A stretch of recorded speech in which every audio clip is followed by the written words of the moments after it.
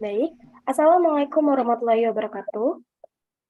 Kami di sini dari kelompok 3 akan mempresentasikan hasil kinerja kami, yaitu terkait artikel ilmiah dengan judul Illegal Fishing dalam penggunaan alat tangkap oleh nelayan di Indonesia. Sebelumnya, perkenalkan terlebih dahulu, nama saya Kaila Mazaya, absen 6. Saya Dini Nafila, absen 8. Saya Muhammad Alifan Hakim, absen 21. Saya Iqbal Muhammad Rafiriawan, absen 31. Perkenalkan, nama saya Muhammad Hafid Alamin, absen 35. Saya Devina Dwi Chandra, absen 41. Baik, langsung kita mulai saja. Yang pertama ada abstrak. Perairan Indonesia mempunyai berbagai keanekaragaman hayati, khususnya di sektor perikanan yang sangat melimpah. Komoditas yang melimpah ini dapat mendorong timbulnya illegal fishing oleh para pihak-pihak yang tidak bertanggung jawab. Illegal fishing yang terjadi di Indonesia dilakukan dengan berbagai cara, salah satunya yaitu penggunaan alat tangkap yang ilegal. Hal ini dibuktikan dengan banyaknya dampak yang diakibatkan oleh illegal fishing. Contohnya dari berbagai sektor kenegaraan, seperti sektor hukum, sektor ekonomi, dan juga sektor perikanan. Sehingga harus segera ditindak dengan tegas oleh Satuan Tugas Pemberantasan Penangkapan Ikan secara ilegal, yaitu illegal fishing, sesuai dengan peraturan perundang-undangan, dengan harapan mampu mengurangi tindakan illegal fishing tersebut. Tindakan khusus yang dapat dilakukan ialah dengan cara mengepung atau menangkap pelaku illegal fishing, serta wajib untuk membayar denda. Hal ini bertujuan agar pelaku illegal fishing dapat sadar, sehingga aktivitas illegal fishing dapat berkurang karena adanya tindakan tegas dari pemerintah. Adapun kata kunci yang terdapat pada abstrak ini yaitu yang pertama di illegal fishing, dampak, lalu ada penanganan.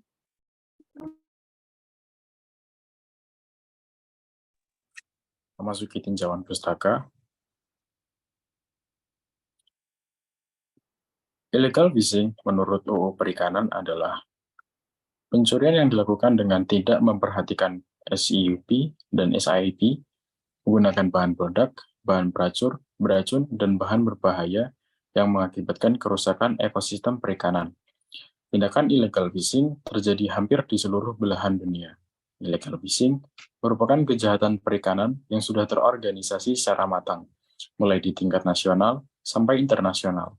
Terdapat kasus di wilayah Kepulauan Riau, Kalimantan, Sulawesi, Papua, yang sering terjadi penangkapan ikan secara ilegal, yang dilakukan oleh nelayan lokal berbendera Indonesia dengan menggunakan bahan kimia berupa potasium klorid, yaitu suatu bahan kimia yang digunakan untuk mematikan ikan dan dapat membahayakan lingkungan sekitar.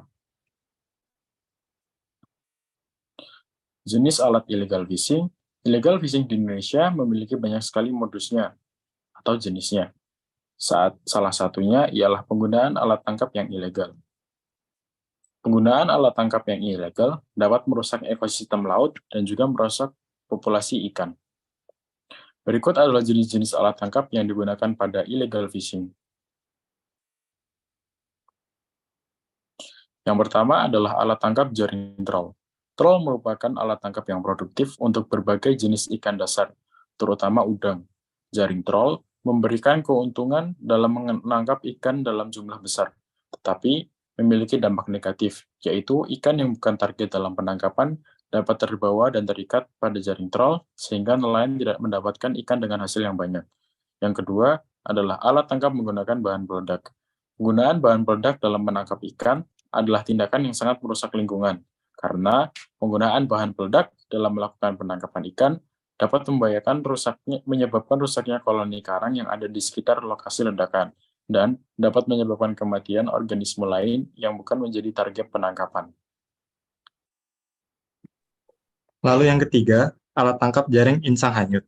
Menurut Matfruti et al. Menyatakan bahwa pengoperasian jaring insang hanyut biasanya dilakukan di perairan pantai maupun lepas pantai untuk menangkap ikan pelagis kecil atau pelagis besar. Alat tangkap yang cukup produktif ini memiliki beberapa dampak negatif jika tidak dipakai secara benar, karena dapat merusak ekosistem lingkungan. Lalu yang keempat, alat tangkap jaring gillnet. Jaring gillnet terdiri dari sejumlah besar serat jaring tipis dengan ukuran mata jaring yang sesuai untuk spesies ikan target. Namun, jika jaring gillnet ini tidak digunakan atau diatur dengan hati-hati, mereka juga dapat menimbulkan masalah. Misalnya, saat menangkap spesies yang tidak ditargetkan, dapat terancam punah. Maka, penting untuk mempraktikkan manajemen jaring dengan memperhatikan ukuran mata jaring, membatasi penangkapan ikan, dan memastikan pemantauan yang memadai untuk mencegah penangkapan berlebih. Yang kelima, alat tangkap menggunakan racun cyanida. Penggunaan alat tangkap menggunakan racun cyanida banyak digunakan dan menyebabkan kerusakan yang parah terhadap lingkungan karena tercemar oleh racun. Menurut Idris et al., penangkapan ikan hias yang tidak ramah lingkungan seperti dengan menggunakan potasium cyanida yang tidak terkendali sangat mengancam kelestarian ekosistem terumbu karang. Berikutnya adalah pembahasan. Dampak dalam sektor kenegaraan. Wilayah perairan di Indonesia memiliki fungsi penting untuk meningkatkan sistem ekonomi di Indonesia dengan memanfaatkan sumber daya alam yang telah tersedia. Sumber daya alam yang melimpah seringkali menjadi alasan utama para oknum-oknum yang tidak bertanggung jawab untuk mencuri kekayaan laut Indonesia. Hal ini disebabkan oleh kurangnya ketegasan pemerintah dalam mendisiplinkan pelaku illegal fishing. Permasalahan illegal fishing terjadi karena disebabkan peraturan perundang-undangan yang berujung sehingga menciptakan celah hukum bagi para pihak pelaku kejahatan illegal fishing. Adapun dampak yang terjadi yaitu dapat dibagi beberapa sektor yaitu sebagai berikut. Yang pertama, sektor hukum. Tindak pidana perikanan harus tetap diawasi baik di danau maupun di sungai-sungai besar yang ada di Indonesia. Hal ini karena memungkinkan juga dapat dieksploitasi seperti penyelundupan ikan dan juga bibit lobster ke negara tetangga. Dampak dari illegal fishing terhadap bidang hukum seperti melemahnya sistem hukum di Indonesia, di mana hukum yang berlaku akan disepelekan karena tidak adanya tindakan tegas oleh aparat yang terkait dan juga penyimpangan atas dasar hukum. Selanjutnya ada sektor perikanan. Kerusakan terumbu karang akibat penangkapan menggunakan bahan peledak tentunya sangat merugikan. Hal ini menyebabkan ikan-ikan tentunya akan kehilangan tempat untuk hidup dan juga terdapat kepunahan jenis-jenis ikan karang. Selain itu, ikan-ikan banyak ditemukan dalam keadaan lemas dan banyak yang mati, karena disebabkan oleh sisa-sisa racun akibat illegal fishing tersebut. Baik, yang selanjutnya yaitu dampak pada sektor sosial ekonomi. Illegal fishing menyebabkan rantai ekonomi mengalami penurunan akibat adanya hasil perhitungan kerugian yang aktual. Perikanan sebagai sektor perekonomian yang dapat meningkatkan pendapatan negara akan mengalami penurunan yang cepat apabila illegal fishing ini terus terjadi. Tanpa adanya penanganan lebih lanjut, masyarakat yang berprofesi sebagai nelayan juga akan merasakan dampak dari adanya illegal fishing seperti jumlah ikan yang ditangkap semakin menurun. Akibat penangkapan secara ilegal dengan jumlah besar-besaran, dapat dipastikan pendapatan harian nelayan akan ikut menurun. Selanjutnya ada penanganan atau solusi. Sanksi yang dijatuhkan terhadap pelaku tindak pidana illegal fishing harus sesuai dengan kerugian bangsa Indonesia. Undang-Undang Nomor 31 Tahun 2004 tentang Perikanan atau juga sekarang disebut sebagai UU Perikanan, ternyata belum mampu mengantisipasi perkembangan teknologi serta hukum dalam rangka pengelolaan dan belum dapat menjawab permasalahan tersebut. Maka dikeluarkanlah Undang-Undang Nomor 45 Tahun 2009 tentang perubahan atas Undang-Undang Nomor 31 Tahun 2004 tentang Perikanan. Untuk selanjutnya disebut UU Perikanan. Kebijakan pemerintah dalam upaya menangani illegal fishing melalui kebijakan penenggelaman atau pengeboman kapal asing merupakan salah satu amanat dalam Undang-Undang Perikanan, meskipun kebijakan tersebut mendapat banyak tentangan. Hal tersebut sebenarnya dapat memberikan efek jera dan sudah sesuai dengan hukum perundang-undangan DPR RI.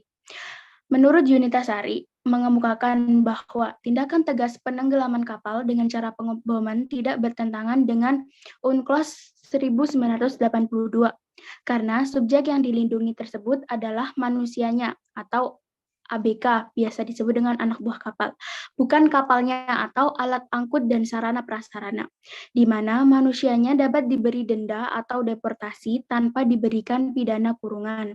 Sedangkan kapalnya dapat disita atau bahkan ditenggelamkan oleh pemerintah Indonesia melalui prosedur hukum. Yang selanjutnya yaitu kesimpulan yang dapat diambil. Di Indonesia sendiri, illegal fishing dapat dilakukan dengan berbagai cara. Salah satunya adalah penggunaan alat tangkap ilegal yang dapat merusak ekosistem serta memberikan dampak negatif di berbagai sektor seperti yang sudah dijelaskan sebelumnya. Dampak dari illegal fishing ini akan semakin parah jika dibiarkan terus terjadi. Hal ini disebabkan oleh hukum yang melemah. Undang-Undang Nomor 45 Tahun 2009 merupakan perubahan atas Undang-Undang Nomor 31 Tahun 2004 tentang perikanan. Selain undang-undang tersebut, ada juga Peraturan Presiden Nomor 115 Tahun 2015 yang memuat tentang Satuan Tugas Pemberantasan Illegal Fishing. Tujuan dari adanya undang-undang serta satuan tugas tersebut adalah agar para pelaku dapat sadar dengan hukum yang ada dan aktivitas illegal fishing dapat berkurang karena tindakan tegas dari pemerintah yang akan dilakukan. Berikut ini daftar pustaka yang kami buat, dan sekian, terima kasih. Mohon maaf apabila terdapat banyak kesalahan ataupun kekurangan. Akhir kata, wassalamualaikum warahmatullahi wabarakatuh. Sampai jumpa.